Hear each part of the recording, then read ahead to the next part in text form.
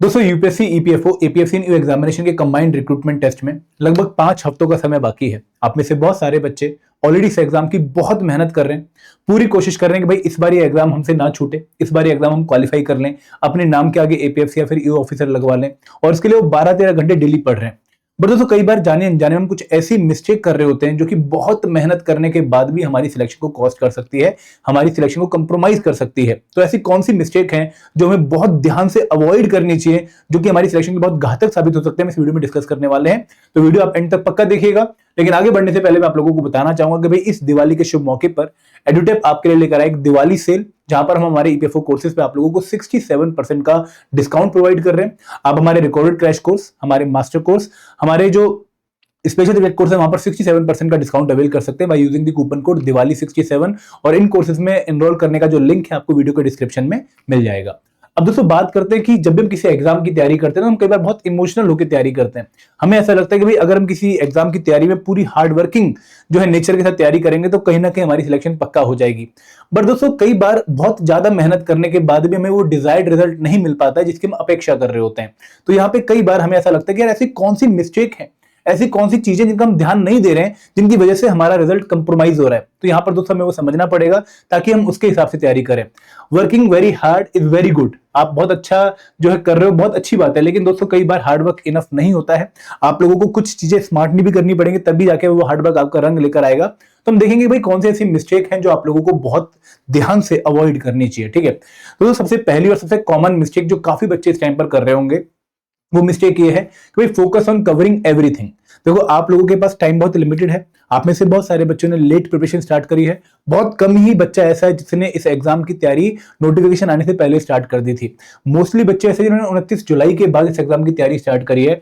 And दोस्तों आप लोगों को अभी तक तो ये बहुत अच्छे से पता लग गया होगा कि भाई इस एग्जाम की तैयारी में सिलेबस कम नहीं है, सिलेबस बहुत ज्यादा है, और लिमिटेड टाइम में इस एग्जाम का सिलेबस कंप्लीटली प्रिपेयर करना is very much difficult, it is almost next to impossible. तो यहाँ पे अगर आप में से अभी भी कोई बच्चा हर चीज कवर करने के बारे में सोच रहा होगा तो उसकी अप्रोच सही नहीं है, क्योंकि दोस्तों हर चीज कवर करनी नहीं होती किसी एग्जाम के लिए, ना ही आप कवर कर सकते हो और ना ही कवर करनी जरूरी है। तो यहाँ पे आप लोगों को बात ध्यान में ये रखनी है कि जो चीजें एग्जाम में आ सकती हैं, जो चीजें एग्जाम रेलिवेंट हैं, जिनके एग्जाम में पूछे जाने के चांसेस काफी हाई हैं, वो हमें पहले पढ़ना है।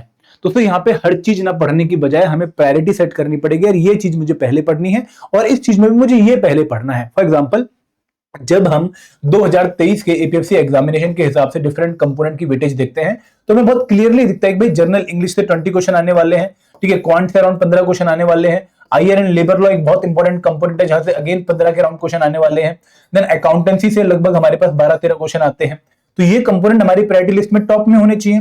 इसके बाद दोस्तों जो हमारे सेकंड लाइन के कंपोनेंट है वो है इंडियन पॉलिटी, लगभग 10 क्वेश्चन यहां से आते हैं, हिस्ट्री एंड कल्चर से 10 क्वेश्चन आते हैं, जनरल साइंस से 10 क्वेश्चन आते हैं, एंड देन एक और बहुत इंपॉर्टेंट कंपोनेंट है कंप्यूटर अवेयरनेस, यहां से 10 क्वेश्चन आते हैं। तो हमारे लिए ये 8 कंपोनेंट टॉप मोस्ट प्रायोरिटी के हैं। तो यहाँ पे हर चीज कवर करने की बजाय पहले हमारा फोकस इन चीजों को कवर करने के लिए होना चाहिए, और इन चीजों में भी हमारा फोकस इंपॉर्टेंट टॉपिक को कवर करने में होना चाहिए। फॉर एग्जांपल जब मैं जनरल इंग्लिश की बात करता हूं तो कहीं ना कहीं मेरा जो फोकस है वो वोकैब वाले पार्ट पे ज्यादा होना चाहिए। मुझे सेंटेंस रीअरेंजमेंट के बारे में अच्छे से नॉलेज होनी चाहिए, मुझे सिनोनिम एंटोनिम लगभग 250-300 याद होने चाहिए, मुझे इडियम्स एंड फ्रेजेस के बारे में पता होना चाहिए, मुझे रीडिंग कंपैरिजन को सॉल्व करना आना चाहिए। This should be my first priority. तो यहाँ पे हर चीज कवर करने की जरूरत नहीं है दोस्तों, ना ही आप कवर कर पाओगे, क्योंकि इतना बड़ा सिलेबस एग्जाम में उस सबको समेट के लेके जाना बहुत मुश्किल है। तो यहाँ पे हर चीज कवर करने की बजाय जो भी चीज आपने कवर कर ली है उसको कंसोलिडेट करने की कोशिश करो, ताकि आप एग्जाम में उसके ऊपर अच्छा रिजल्ट लेकर आ सको।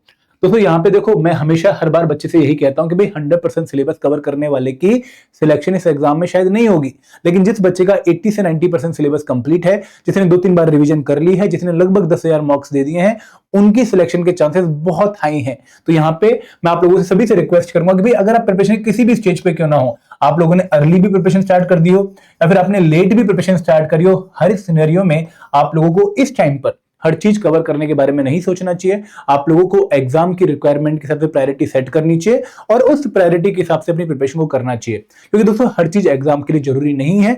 यू मस्ट स्टडी वो जो एग्जाम में आ सकता है। ठीक है, अब दोस्तों ये पहली मिस्टेक आप लोगों को शायद मैंने बता दी है। अब सेकंड मिस्टेक की बात करते हैं। दोस्तों एग्जाम में अगर मैं आज से कैलकुलेट करूं तो लगभग हमारे पास 37-38 डेज का टाइम है, और इस टाइम पे हमें बहुत सारा सिलेबस कवर भी करना है और रिवाइज भी करना है। बट दोस्तों जिस बच्चे ने अभी तक रिवीजन को प्रोक्रेस्टिनेट कर दिया मतलब आगे के लिए टाल दिया कि भाई लास्ट में रिवाइज करूंगा, लास्ट के 10 दिनों में रिवाइज करूंगा, लास्ट के 15 दिनों में रिवाइज करूंगा, वो अगेन एक गलत स्ट्रेटेजी फॉलो कर रहा है, वो एक बहुत ब्लंडर मिस्टेक कर रहा है जो कि इसकी सिलेक्शन को कॉस्ट कर सकती है। तो देखो रिवीजन के लिए कोई फिक्स टाइम नहीं होता कि भाई आपको इस टाइम पे रिवीजन स्टार्ट करनी चाहिए, फिर आप इस मोमेंट पे रिवीजन स्टार्ट करेंगे, ऐसा नहीं होता है। रिवीजन आपकी तभी से स्टार्ट हो जाती है जब आप चीजों को कवर करना शुरू करते हैं। हम हमेशा बच्चों को बात कहते हैं कि भाई आप लोगों की जो रिवीजन है, ठीक है, जो आपकी रिवीजन है वो आफ्टर दी प्रिपरेशन नहीं होगी, वो ड्यूरिंग दी प्रिपरेशन होगी। यहां पर ये बात बहुत इंपॉर्टेंट है समझनी। ड्यूरिंग दी प्रिपरेशन का मतलब क्या है? फॉर एग्जांपल आप में से कोई बच्चा हमारे लाइव क्रैश कोर्स बैच 2 में है, ठीक है, इस टाइम पर कल इंश्योरेंस की क्लास कंप्लीट हुई है, ठीक है, या फिर सोशल सिक्योरिटी एक्ट की क्लास कंप्लीट हुई है। तो इस क्लास को कंप्लीट करने के बाद तुरंत आपने इसको रिवाइज करना है, इसके नोट्स पढ़ने हैं, इसका क्विज देना है। This should be your ultimate priority. यार जो भी मैं कवर करके आ रहा हूं, लेट्स रिवाइज, अभी रिवाइज कर लो एक बार, क्योंकि दोस्तों यहां पे बाद में कोई ऐसे गोल्डन जो है मुहूर्त नहीं आने वाला, शुभ मुहूर्त नहीं आने वाला कि भाई उस टाइम पर आप जो है रिवीजन स्टार्ट करेंगे। ये जो रिवीजन है पैरेलली प्रिपरेशन के साथ चलती है, और जो बच्चा पैरेलली रिवीजन कर रहा है वो बहुत अच्छी तैयारी कर रहा है, क्योंकि दोस्तों यहाँ पे आप लोग हर चीज को बाद में एंड में रिवाइज भी नहीं कर पाओगे, आपका उतना टाइम नहीं होगा 15 दिनों में 15 कंपोनेंट्स को अच्छे से रिवाइज कर पाओ। तो जो रिवीजन है वो आपकी पैरेलली चलनी चाहिए। कई बार वहां पे भी क्या होगा कि आप लोग मान लो किसी इमरजेंसी में फंस गए या फिर कोई इंपॉर्टेंट कंपोनेंट आपके सामने पेंडिंग पड़ा है, आप उस पर फोकस करोगे, फिर अगेन आपकी रिवीजन कंप्रोमाइज हो जाएगी। तो रिवीजन को वाइल डूइंग दी कंपोनेंट तभी कवर करने की कोशिश करिए। और दोस्तों रिवीजन के लिए आप लोगों को कोई शुभ मुहूर्त की वेट नहीं करनी है, you should start at the earliest. दोस्तों यहाँ पे बहुत इंपॉर्टेंट पॉइंट है कि भाई आप लोग जो है रिवीजन को अर्लीस्ट स्टार्ट कर दो ताकि आप लोग इसमें और डिले ना करो। एंड दोस्तों यहाँ पे अगेन देखो मैं हमेशा ही कहता हूं कि जो चीजें आप कवर कर ली है आप लोगों ने, उनको आप रिवाइज करिए, और जो चीज कवर करनी पेंडिंग है उनको आप शेड्यूल बनाइए। तो फॉर एग्जाम्पल अगर किसी बच्चे का अभी 70% सिलेबस हो गया है और 30% सिलेबस पेंडिंग है, तो यहाँ पे डेली का 40% टाइम उसको रिवीजन के लिए देना चाहिए और 60% टाइम इस 30% वाले पोर्शन को कवर करने के लिए डिवोट करना चाहिए। तो यहाँ पे रिवीजन को अब अपने डेली शेड्यूल का पार्ट बना लीजिए। रिवीजन आपके हर एक कंपोनेंट की होनी चाहिए। एंड दोस्तों यहाँ पे रिवीजन के लिए जरूरी नहीं है कि आप पैसिव रीडिंग ही बार बार करें। मैं हमेशा बार बार बात को ये समझाता हूं कि भाई active recalling is also very good method to revise quickly, क्योंकि यहाँ पे जब आप एक टेस्ट देते हैं आपको पता लगता है कि भाई आपका ये वीक एरिया है, आप उस वीक एरिया पे काम करते हैं और आपको इंप्रूवमेंट देखने को मिलती है। तो यहाँ पे आप लोगों को एक्टिव रिकॉलिंग के थ्रू रिवीजन करनी चाहिए। तो तीसरी जो इंपॉर्टेंट मिस्टेक काफी बच्चे कर रहे हैं इस टाइम पर वो ये है कि भाई आप प्रैक्टिस नहीं कर रहे हैं, आप लोग सिर्फ पढ़ते जा रहे हैं, चीजों को कवर करते जा रहे हैं, चीजों को सुनते जा रहे हैं। बहुत सारे बच्चे वीडियोस के थ्रू कंटेंट कवर कर रहे हैं, बहुत सारे बच्चे नोट्स पढ़ के कंटेंट कवर कर रहे हैं, बहुत सारे बच्चे बुक्स पढ़ के कंटेंट कवर कर रहे हैं। तो सब जिस भी तरीके से कंटेंट कवर कर रहे हैं उस कंटेंट को कवर करने के बाद एक बार प्रैक्टिस तो करो, ये चेक तो करो कि भाई जो कंटेंट आप पढ़ के आ रहे हो क्या उसमें आपकी कमांड स्टेब्लिश होगी या नहीं होगी, उसमें आपका कंट्रोल है या नहीं है, वो आपको समझ आया नहीं आया, उसके बेसिस पे आप क्वेश्चन सॉल्व कर पा रहे हो नहीं कर पा रहे हो, ये चेक करना बहुत जरूरी है, क्योंकि तो सेल्फ असेसमेंट का पार्ट है। मैं हमेशा कहता हूं कि भाई सरकारी नौकरी पाने से आपको जो है एक सेल्फ रिस्पेक्ट मिलेगी, लेकिन उस सेल्फ रिस्पेक्ट को अचीव करने से पहले आपको 2 सेल्फ और जो है डिफाइन करने पड़ेंगे, अचीव करने पड़ेंगे। पहला सेल्फ है सेल्फ असेसमेंट, कि भाई आपको क्लियरली पता होना चाहिए कि भाई आपका लेवल आज क्या है, और वो कैसे पता लगेगा जब आप क्वेश्चन सॉल्व करेंगे। दोस्तों सिर्फ नॉलेज गेन करने से अगर सिलेक्शन हो रही होती तो यहाँ पे बहुत सारे चाणक्य ऐसे बैठे थे हमारे समाज में जो कि कब के सिलेक्ट हो चुके होते हैं, जिन्होंने बहुत सारी बुक्स पोथी पंथ पढ़ा हुआ है लेकिन उनकी सिलेक्शन नहीं हो रही। क्यों? क्योंकि दोस्तों नॉलेज को जो मार्क्स में कन्वर्ट कर पाएगा सिर्फ उसी की सिलेक्शन होगी, और नॉलेज को मार्क्स में हम कब कन्वर्ट कर पाएंगे? जब हम प्रैक्टिस करके जाएंगे। तो यहाँ पे प्रैक्टिस इज द इंपॉर्टेंट की फॉर सिलेक्शन। आप लोग अगर प्रैक्टिस नहीं कर रहे हैं तो कहीं ना कहीं आप अपनी सिलेक्शन को बहुत ज्यादा कंप्रोमाइज कर रहे हैं। दोस्तों मैं हर उस बच्चे से रिक्वेस्ट करना चाहूंगा जिसने अभी तक एक भी फुल लेंथ मॉक नहीं दिया है कि भाई प्लीज फुल लेंथ मॉक देने स्टार्ट कर दीजिए, क्योंकि एक आईना है जो आप लोगों को बताएगा कि भाई कहां पर गैप्स हैं आपके प्रिपरेशन में, और फिर आप उन गैप्स को इंप्रूव करोगे। तो यहां पर वो गैप्स आइडेंटिफाई करने बहुत जरूरी हैं। सिर्फ ये मान लेने से कि भाई हाँ मेरी कंपोनेंट कवर हो गया है, मेरी प्रिपरेशन सही चल रही है, आप लोग सही डायरेक्शन में नहीं है, जब तक आप चेक नहीं करेंगे आपको अपनी परफॉर्मेंस दिखेगी नहीं, जब तक आप उस पर इंप्रूव नहीं कर पाएंगे। तो this is the blunder mistake जो काफी बच्चे कॉस्ट कर रहे होंगे। एंड दोस्तों यहाँ पे देखो बहुत ज्यादा असेसमेंट करने की बात मैं आपसे नहीं जो है कह रहा हूं, मैं कह रहा हूं कि भाई 10 FLM 10 FLM दे दो, ठीक है, मैक्सिमम 10 FLM ढंग से दे दो एनालिसिस के साथ। इसके बाद आप APFC और EO के जो 2021 और 2023 के PYQs हैं, ठीक है, वो सॉल्व कर लो, ये बहुत जरूरी है। इसके अलावा आप मैक्सिमम 5 सालों के UPSC CSC के प्रीलिम्स पेपर और 5 सालों के CAPF CDS के पेपर अगर सॉल्व कर लो तो that will be a very good practice for all of you. आप इससे भी एग्जाम में काफी अच्छा जो है अप्रोच कर पाएंगे, ठीक है, ये बहुत जरूरी है। तो चौथी मिस्टेक क्या है? कि वो बच्चे, ये उन बच्चों के लिए जो कि काफी अच्छी प्रिपरेशन कर चुके हैं, जिनका सिलेबस ऑलमोस्ट कंप्लीशन की वर्ज पे है, तो उनको ये होता है कि भाई हमने शायद सब कुछ कवर कर लिया है, और वो ओवर कॉन्फिडेंस होना शुरू कर देते हैं कि हाँ ये टॉपिक ये मैंने देखा हुआ है, इसको आगे करते हैं, अच्छा ये टॉपिक ये भी देखा हुआ है। दोस्तों सिर्फ इंफॉर्मेशन होने से उस टॉपिक के ऊपर आपकी मास्टरी नहीं होने वाली, याद रखिएगा। इंफॉर्मेशन होना एक अलग बात है, मुझे पता है कि रिवोल्ट ऑफ 1857 में ये हुआ था, लेकिन अगर कोई मुझसे क्लियरली फैक्ट पूछे तो शायद मैं भूल चुका हूं। ठीक है, उस टॉपिक को सुन के मुझे लगेगा कि हाँ यार मुझे इसके बारे में इंफॉर्मेशन है, बट क्या उस टॉपिक के ऊपर मेरी मास्टरी है? नहीं। दोस्तों जब तक आपको ये फील नहीं होता कि भाई आपकी उस टॉपिक के ऊपर मास्टरी है, आपको उस टॉपिक की रिवीजन अवॉइड नहीं करनी चाहिए। फॉर एग्जांपल, अगर आप में से कोई बच्चा इस टाइम पर जो है वाइस प्रेसिडेंट का टॉपिक रिवाइज करने वाला है, प्रेसिडेंट ऑफ इंडिया का इलेक्शन वाला टॉपिक रिवाइज करने वाला है, और उसको ऐसा लगता है कि हाँ मुझे आता है कि यहाँ पर एमएलए एमपी सब पार्टिसिपेट करते हैं, दोस्तों आपको उसको नहीं छोड़ना चाहिए, आपको क्लियरली पढ़ना चाहिए, क्योंकि वहां पे बहुत इंपॉर्टेंट पॉइंट्स हैं जो आपके क्वेश्चन की डायरेक्शन को चेंज कर सकते हैं, आपको गलत आंसर की तरफ लेके जा सकते हैं। तो यहाँ पे अगर आपको किसी टॉपिक के बारे में इंफॉर्मेशन है तो दैट इज नॉट इनफ। इस पर्टिकुलर मोमेंट में जब आप एग्जामिनेशन के बहुत करीब हैं तो आप लोगों को किसी ना किसी जो है लेवल पे मास्टरी ऑफ द टॉपिक होना जरूरी है, आपको उस इंपॉर्टेंट टॉपिक पे कमांड होना जरूरी है, और वो कमांड कैसे आएगी? जब आप उसको ढंग से दोबारा से रिवाइज करेंगे। तो जो भी हमारे एग्जामिनेशन के इंपॉर्टेंट टॉपिक हैं वहां पर आप लोगों को ओवर कॉन्फिडेंट नहीं होना है, जितनी बार भी उनको पढ़ने का मौका मिले उनको पढ़िए, ताकि वो टॉपिक आपके हर वक्त अच्छे कमांड में रहें। तो ये मिस्टेक काफी बच्चे करते हैं दोस्तों, मैंने बहुत बार देखा है, अच्छा सर वो वाला टॉपिक वो तो आता है, अच्छा वो वाला टॉपिक वो भी आता है, लेकिन जब उनसे क्वेश्चन पूछे 2-3 तो प्लेन हो जाते हैं। तो दोस्तों ये मिस्टेक आप लोगों ने बिल्कुल भी कमिट नहीं करनी है। आप लोगों ने कोशिश यही करनी है कि भाई जो भी टॉपिक हमारे एग्जाम के लिए इंपॉर्टेंट है, जिनसे क्वेश्चन आने के चांसेस काफी ज्यादा हैं, वो हम ढंग से बार बार रिवाइज करें, और उनके ऊपर एटलीस्ट 15 से 20 क्वेश्चन प्रैक्टिस करें, ताकि उस पर्टिकुलर टॉपिक की हर एक डायमेंशन को हम कवर कर पाए with the help of MCQs.